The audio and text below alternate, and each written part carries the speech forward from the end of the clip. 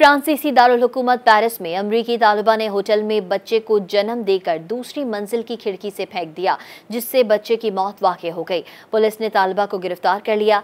Don अखबार में शाये फ्रांसीसी खबर एजेंसी AFP की रिपोर्ट के मुताबिक इस्तिगासा के दफ्तर ने बताया कि खातून ने मशरक़ी पेरिस के कदीम होटल की दूसरी मंजिल की खिड़की से नौज़ायदा बच्चे को फेंक दिया। इस्तिगासा का कहना है कि नौज़ायदा बच्चे की हंगामी बुनियाद पर देखभाल की गई, उसे अस्पताल ले जाया गया, लेकिन वो जाबिर नहीं हो सका।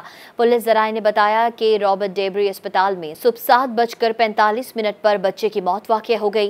पुलिस ज़राए के मुताबिक होटल के सामने कपड़े में लिपटा नौज़ायदा बच्चा मिलने के बाद पुलिस को इतला दी गई थी। 18 साल अमरीकी तालिबा ने होटल की दूसरी मंजिल पर एक कमरे में बच्चे को जन्म दिया था, जिसके बाद तालिबा ने अपने बच्चे को खिड़की से बाहर फेंक दिया।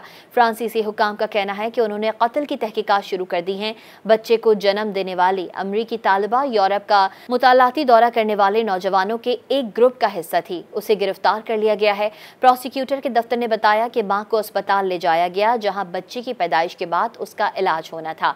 अमरीकी मीडिया ने बताया कि तालिबा से राब्ता किया गया तो उसने मामले पर बात करने से इनकार कर दिया। मज़ीद न्यूज़ अपडेट्स और डिजिटल स्टोरीज के लिए सब्सक्राइब करें डॉन न्यूज़ पाकिस्तान।